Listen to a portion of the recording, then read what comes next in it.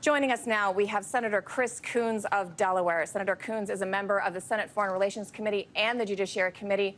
Senator, I want to ask you, looking at these images of smoke rising over Tel Aviv, what we know about Israel's attacks on Tehran overnight, where does this put the U.S.? What is the U.S. position in the Middle East now? Because we've heard from the White House that they did have prior knowledge, but that's not the same as prior approval. But that doesn't make it any more complicated for the Trump administration to try to negotiate with Iran right now. Well, Christina, that's right. We're in a very challenging and dangerous moment. And my first concern, of course, is about the safety of the men and women of the American Armed Forces who are serving throughout the region. Tens of thousands of our service members are deployed throughout the Middle East in different bases in different countries. And it's my hope that Iran will not strike them. Recognizing, as President Trump said, that we did not authorize or participate in this preemptive attack on Iran, that Iran will hold back from attacking any Americans. But we also have to be mindful there's hundreds of thousands of American citizens who live in Israel and who even now, as Iran is launching its response attacks into Israel, that puts at risk the lives of Israeli civilians and a significant number of Americans as well. I'm encouraged that President Trump had been trying to negotiate a deal with Iran to constrain their aggressive actions in the region, their missile program, their support for dangerous proxies like the Houthis and Hamas and Hezbollah, and to significantly constrain or end their nuclear program.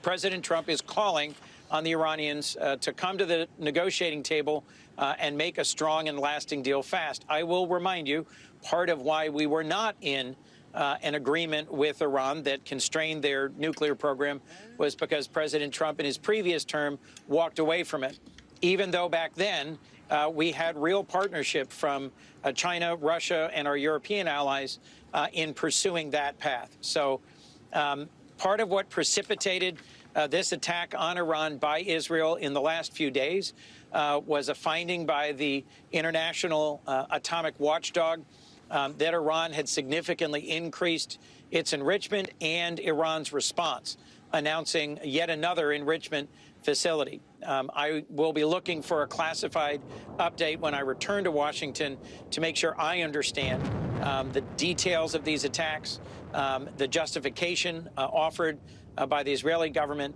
and the consequences for stability and security in the region. And, Senator, I want to pause right now because we have live images of the skyline of Tel Aviv, and it's hard to tell at this point what is going on, but it appeared another interceptor just went off and met something there in the sky. You can see the camera panning to what look like lights, possibly rockets, possibly missiles heading in the sky over Tel Aviv. We'll wait for confirmation as to what exactly is going on there. But I also want to ask you about the complications of this for the United States, because the U.S. policy is so inextricably tied with Israeli policy, given the decades of strong allyship between those two countries, that when there is a division on how to proceed, like in Iran, you know, this administration, the past administration, have both tried to hold back the reins on this out of fear that this conflict could spill over and ignite the region.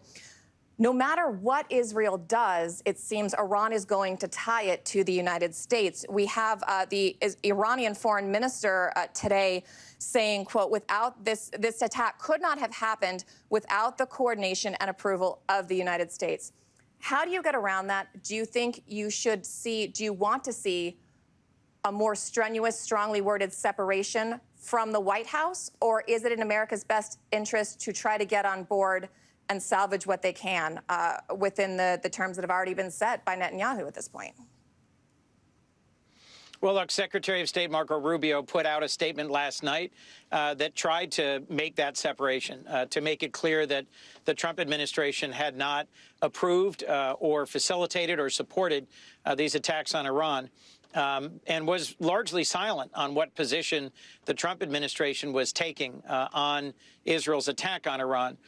I have long supported Israel's right to defend itself.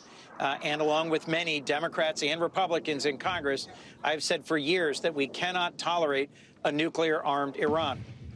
But I have also long preferred a diplomatic path, if at all possible, because every assessment I've gotten in the past was that a military end to Iran's nuclear program was not feasible, and in fact might actually drive them more rapidly into the direction of developing a usable nuclear weapon. In the last few years, Iran has dramatically increased its enrichment activity. I think they are a more dangerous regional player. And I think it's hard to talk about this region in this context without also mentioning the horrific attack on Israel by Hamas on October 7th and the consequences that has had for the region, for Gaza, for the population of Gaza, and the striking actions by Israel against Hezbollah. This entire region has fundamentally been reshaped in the events after October 7th. And we in the Congress need to be engaged in a constructive way in setting a better path forward that can reduce the risk to the region from Iran's aggression, its support for its proxies, and to try and find a path that will end Iran's nuclear program.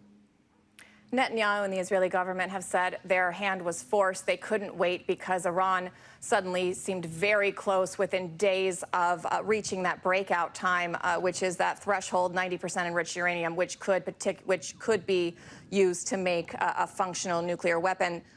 You get much better briefings than I do, sir. Does that track with the intelligence that you've been following? Was Iran really that close to having a functional weapon, or was there more room here for negotiation? I'm going to be getting a classified briefing when I return to Washington early next week. As I just shared with you, it's public information that the IAEA, which is the world's nuclear watchdog agency, declared last week that Iran was outside of its non-proliferation treaty obligations. That's a technical way of saying Iran was making dangerous and rapid progress towards having enough fissile material for a weapon. That's distinct from actually having a working weapon, but they were clearly making progress in that direction. They have a large stockpile of 60% enriched uranium. President Trump and his emissary, Mr. Witkoff, have been trying to negotiate with Iran a deal that would constrain this program. Their next negotiating session was supposed to be this Sunday, and President Trump is still urging them to come back to the table and to voluntarily give up their nuclear program. We'll see whether this action by Israel creates that possibility or whether several days of military exchanges will make that impossible. All right, Senator Chris Coons of Delaware, thank you so much for taking the time to be with us today, sir.